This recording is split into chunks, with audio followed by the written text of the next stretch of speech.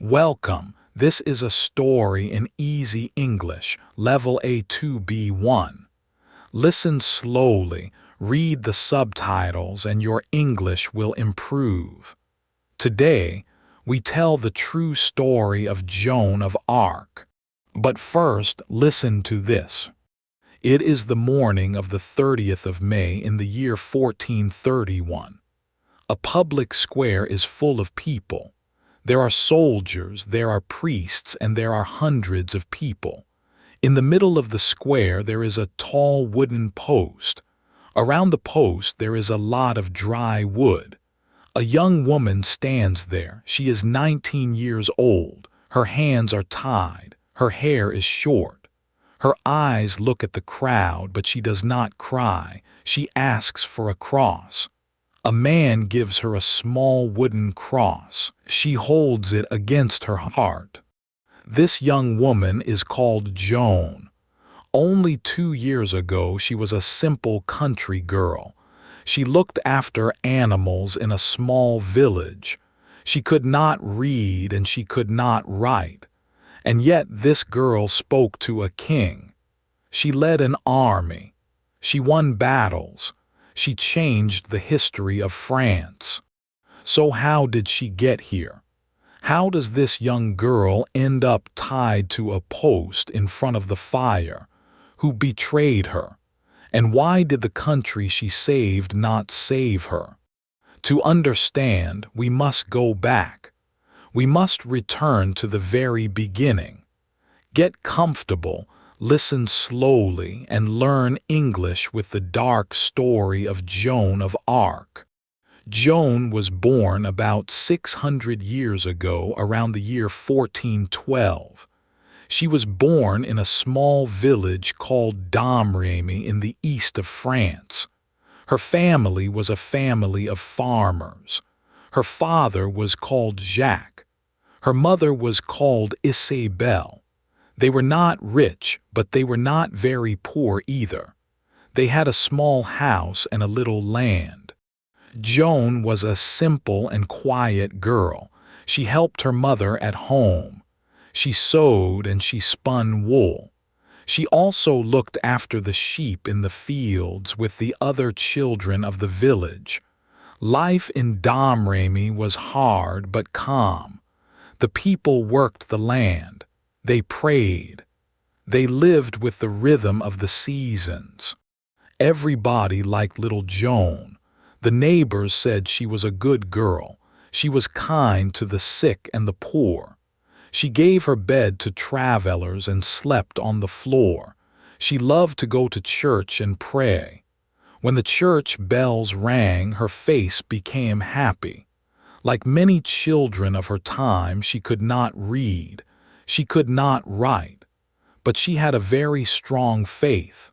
She believed in God with all her heart. She was a country girl like thousands of others. Nothing, absolutely nothing, said that she was going to become famous.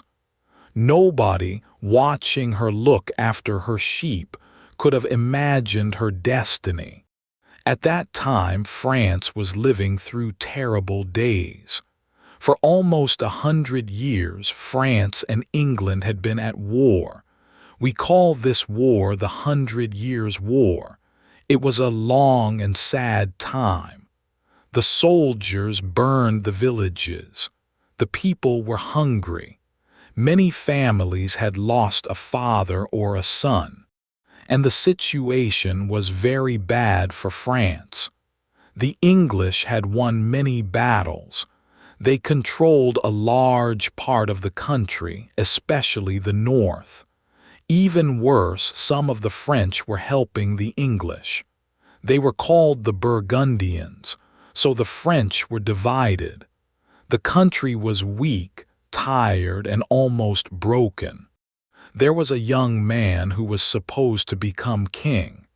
His name was Charles, but he was not yet a real king. He had not yet received the crown in the great cathedral of Reims as tradition wanted.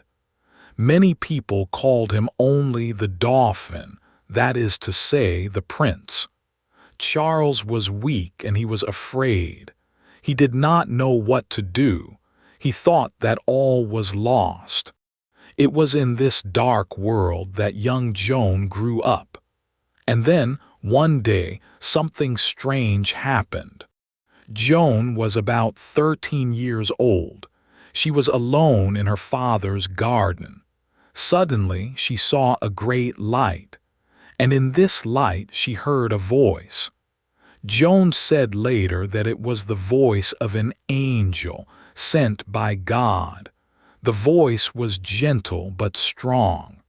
At first, Joan was afraid. It was strange and new. But the voice was gentle, and soon she was not afraid anymore. The voice only asked her to be a good girl and to pray well. So Joan prayed even more than before. The voices came back often. Joan said later that she heard several voices. She said they were saints and angels sent by God to guide her. She heard them best when the bells were ringing or when she was alone and quiet in the fields. For Joan, these voices were real. They were her friends. They were her truth. Joan did not tell anyone about her voices, not even her father. It was her secret. But with time, the voices came back again and again, and they said bigger and bigger things. They told Joan an incredible thing. They said that she, a simple country girl, must save France. She must drive out the English. And she must lead the Dauphin Charles to Rheims so that he could become a real king. Imagine that for a moment. A young girl who looks after the sheep. She cannot read. She has never held a sword. She has never seen a battle. And yet a voice tells her to save a whole country. It was a crazy idea. It was almost impossible. But Joan believed the voices with all her heart. She had no doubt. She knew that she had to obey. So, at only 16 years old, Joan made a big decision. She left her home. She went to see a captain of the region, an important man named Robert de Baudricourt. She told him the truth. She told him that God wanted her to go and see the Dauphin. She asked him for soldiers to go with her. The captain laughed. Of course he laughed. A young peasant girl talking about saving France. It was ridiculous. He told her to go back home. He told her to return to her father. But Joan did not give up. She came back. Then she came back again. She was calm, but she did not leave. She always repeated the same thing with the same quiet certainty. And little by little something changed. The people of the town began to believe her. There was something in her eyes, something in her voice. She seemed so sure, so honest, that people felt she was telling the truth. Finally, the captain gave in. He gave her men's clothes for the long journey. He gave her a few soldiers to protect her, and he let her go. So Joan began a very long and very dangerous journey. She had to cross a country at war. She had to pass through lands controlled by the enemy. The journey lasted 11 days. They often traveled at night so they would not be seen. It was cold and dangerous. But Joan was not afraid. She knew where she was going. At last, Joan arrived at the castle where the Dauphin Charles lived. And there, something famous happened. Charles wanted to test this strange young girl, so he played a trick. He put his king's clothes on another man. He himself, the real Dauphin, hid in the crowd, dressed simply like the others. He wanted to see if Joan would make a mistake. Joan came into the great hall. She looked at the man on the throne, the one wearing the king's clothes, but she did not go to him. She crossed the hall. She went straight to Charles, the real dauphin, hidden in the crowd, and she knelt down in front of him. "I recognize you, gentle dauphin," she said. Everyone was surprised. How could this girl know?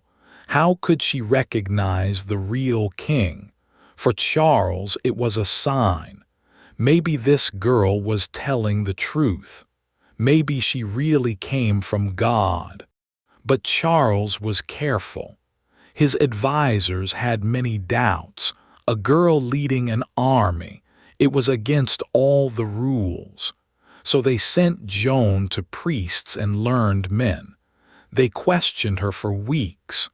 They wanted to know if she was good or bad. They wanted to know if her voices came from God or from the devil. Joan answered all their questions calmly. Her answers were simple, honest, and sometimes very clever. The learned men found nothing bad in her. In the end, they told the dauphin that Joan was a good Christian. There was nothing bad in her. So Charles made an incredible decision. He decided to trust this 17-year-old girl. He gave her armor. He gave her a horse. He gave her a place at the head of his army. The girl who looked after the sheep was now going to war.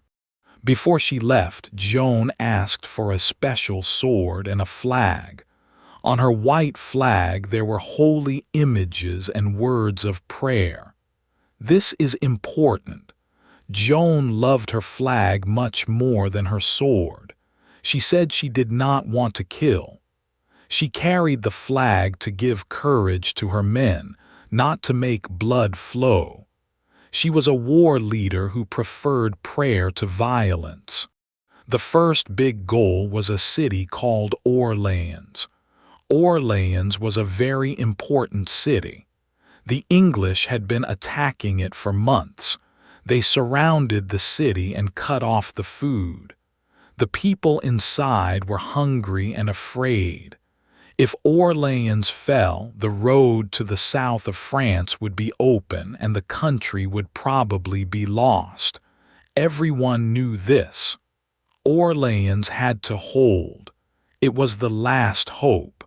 So Joan went to Orleans with the army, and when she arrived, something extraordinary happened. The French soldiers had lost hope a long time ago. They were tired and sad. But when they saw Joan, when they saw this young girl in white armor with her flag, something changed in them. They felt a new hope. They believed, for the first time in a long time, that they could win. Joan was not like the other war leaders. She did not drink. She prayed before every battle. She asked the soldiers to be good and to pray with her. And above all, she was brave, incredibly brave. She did not stay at the back in safety. She went in front with her flag in the middle of the danger. Before the battle, Joan did a surprising thing. She sent a letter to the English leaders. In this letter, she asked them to leave in peace to go back home to England. She did not only want blood, she wanted peace. But the English laughed at the letter. They called her the devil's girl. They did not take her seriously. That was a mistake. The battles for Orleans were hard and bloody. The English had built big wooden towers around the city. They had to be taken one by one. Joan led the soldiers towards these towers, her white flag in her hand. Where she went, the soldiers followed. During one fight, Joan was wounded. An arrow hit her in the shoulder. She fell. The blood was flowing. The soldiers were afraid. Some already thought that all was lost. But Joan got up. She pulled the arrow out herself. She cried a little because of the pain, then she prayed. And after that she came back to the fight with her flag held up high. When the soldiers saw her again, standing and brave despite her wound, they fought even harder. They loved her. They believed in her. And then the impossible happened. In only a few days, the French pushed back the English. The city of Orleans was saved. It was a huge victory, a victory that almost nobody believed was possible. The news traveled across all of France. A young girl had saved Orleans. People now called her the Maid of Orleans.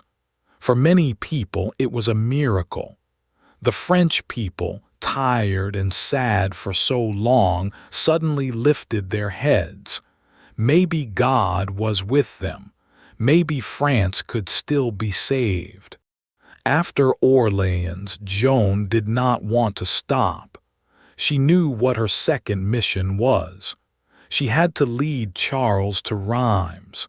She had to make him a real king. But there was a problem.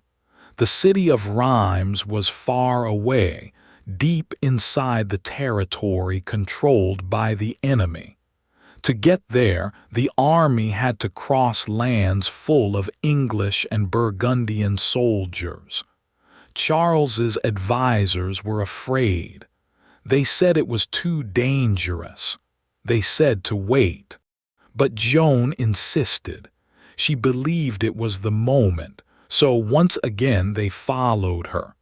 The army set off towards Rheims. On the way, several cities opened their gates. Others fought but lost. Little by little, Joan's army advanced, and at last they arrived at Rheims. The city surrendered and opened its gates to the Dauphin. So in the great and beautiful cathedral of Rheims, a ceremony took place. Charles was crowned King of France. He was no longer only the Dauphin. He was now King Charles VII, the real king. And Joan was there, very close to him, with her flag in her hand. She had done exactly what the voices had asked. A simple country girl had made a king. That day was the most beautiful day of Joan's life. She was 17 years old. She had saved a city and crowned a king. She was famous in all of France. Everything seemed possible. But it is here that the story begins to change. It is here that the light begins to fade. Joan wanted to continue. Now she wanted to take back Paris, the great capital which was still in the hands of the enemy. She wanted to drive out the English completely, once and for all. But the new King Charles was not like Joan. He did not like war.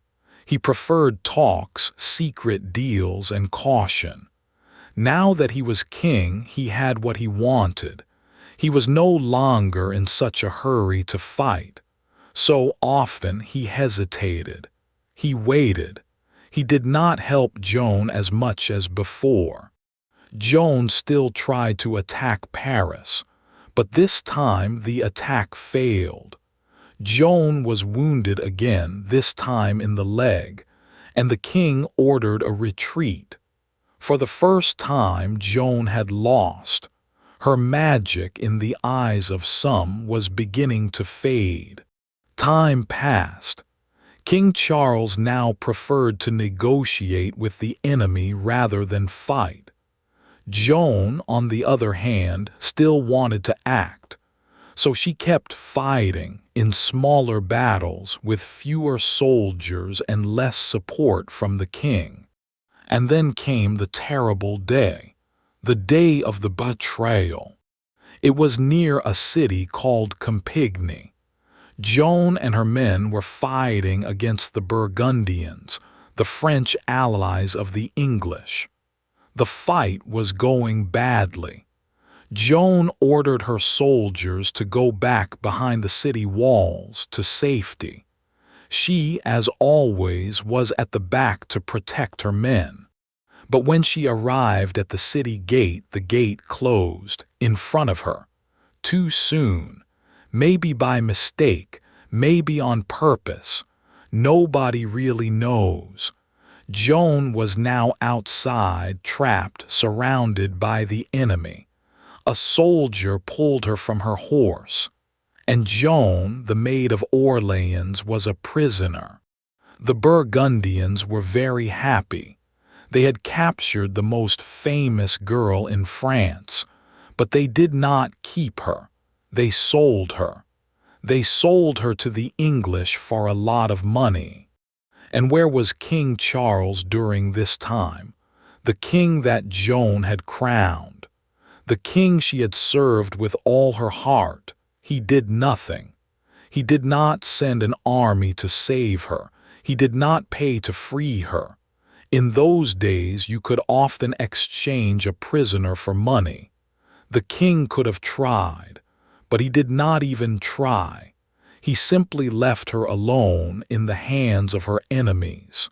Why? Maybe the king was afraid. Maybe he was jealous of Joan's glory.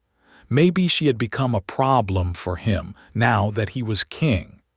Nobody knows the truth of his heart, but the result is clear. This is perhaps the saddest part of the whole story. The France that Joan had saved did not lift a finger to save her. The girl who had given everything was abandoned by everyone. The English hated Joan. She had made them lose battles. She had given hope back to the French. They wanted her dead, but they could not simply kill her. No. First, they wanted to destroy her name. They wanted to prove to the whole world that Joan was not a saint, but a liar. They wanted to say that her voices did not come from God, but from the devil. So they organized a trial, a religious trial. They brought Joan before a court of priests. These priests were on the side of the English. The main judge was a powerful man who wanted to please the English. The result was already decided in advance. This trial was not fair. It was a trap. Joan was now alone in a cold prison. She had no one to defend her. She could not read and she could not write. She was 19 years old, and in front of her there were dozens of learned men, experts in religion and in law. Their goal was to make her fall into a trap with their words. They asked her difficult questions day after day, trick questions. They wanted her to say something bad, something against the church. They were many, learned, and powerful. She was alone, young, and tired. The fight seemed totally unfair. But Joan, this simple country girl, answered them with surprising courage and intelligence. Often, her simple answers were stronger than all their big questions. When she did not want to answer a trap, she calmly said, "Move on to the next question." The men who wrote down the trial were sometimes amazed by this young girl. One day they asked her a very dangerous question. They asked her if she was sure she was in the grace of God. It was a trap. If she said yes, they would accuse her of pride because no one can be totally sure. If she said no, then she would admit that she was bad. But Joan gave a wonderful answer. She said, "If I am not, may God put me there, and if I am, may God keep me there." The judges were speechless. The simple peasant girl had escaped the trap. But it did not matter how clever her answers were.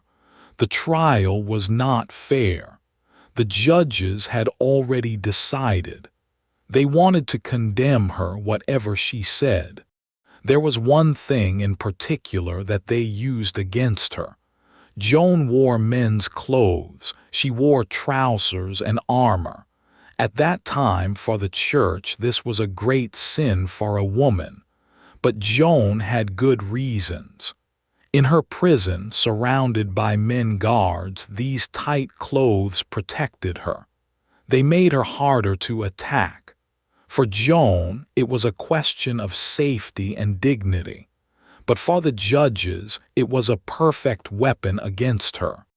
After months of prison and questions, Joan was exhausted. She was tired, sick, and alone, and the judges threatened her. They told her she was going to burn.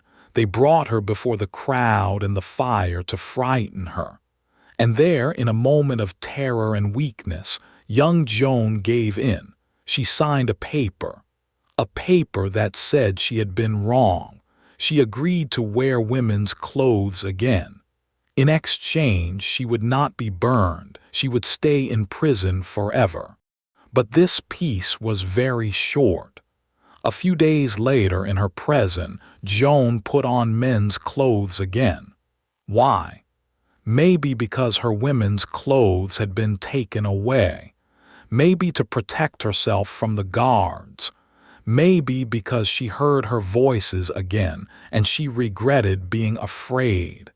She said she had been wrong to deny her voices. She chose to stay faithful to what she believed. For the judges, it was over. They had what they wanted. They said that Joan had fallen back into her error, and for this the punishment was death. Death by fire. And here we are back at the very beginning of our story. That cold morning of the 30th of May in the year 1431, the square full of people, the wooden post, the 19-year-old girl, her hands tied. Joan asked for a cross. A soldier made a small one with 2 pieces of wood and gave it to her. A priest brought a big cross from the church and held it in front of her eyes. Joan looked at it. They say she had no anger. They say she forgave those who were killing her. Then they lit the fire. The flames rose around her, and in her last moments Joan cried out a single word again and again. She cried out the name of Jesus. Then her voice went quiet. Joan of Arc was dead. She was only 19 years old. They say that after her death, even some of her enemies were crying. One of the English is said to have said, "We have burned a saint." They had killed the young girl, but very soon they were going to understand that they had not killed her story. Because the story of Joan does not stop in the flames.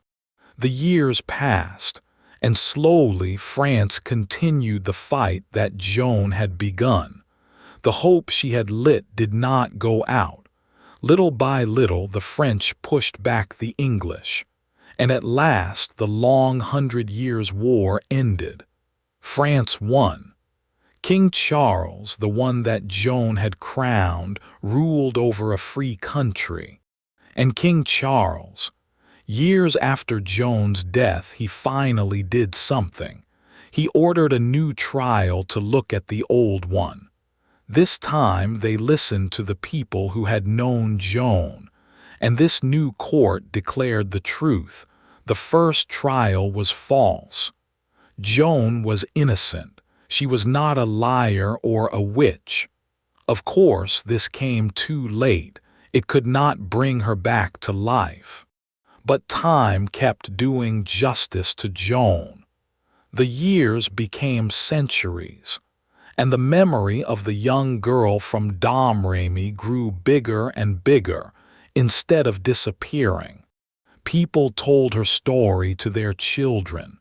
Writers wrote books about her. Painters made paintings of her.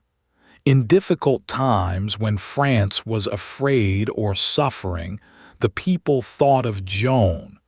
They thought of this simple girl who had never given up, even in the face of death.